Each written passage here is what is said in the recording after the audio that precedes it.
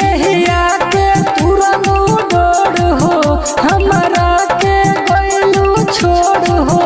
नहिया के तुरंत डोर हो हमारा के गइलू छोड़ हो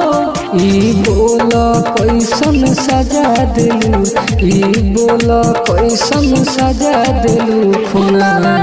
के आंसू रोवा दिलू खुनावा के आंसू रोवा दिलू खुनावा के आंसू रोवा दिलू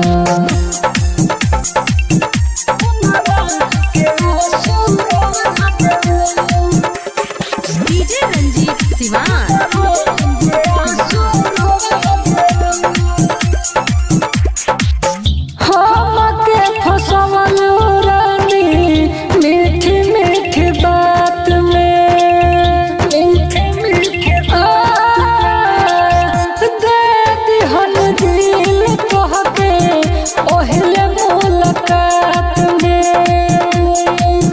दिल के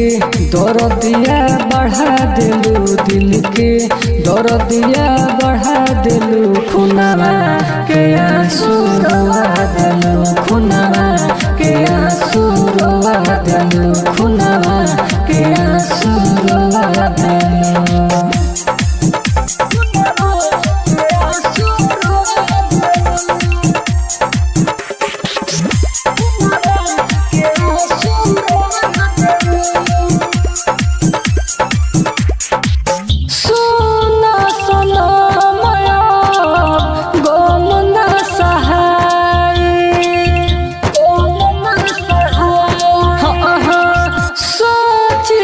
बात तोहर अवतारो विकास बेदर्दी के भुला दिलू अजित प्रेमी के भुला दिलू खुनावा के आंसू रोवा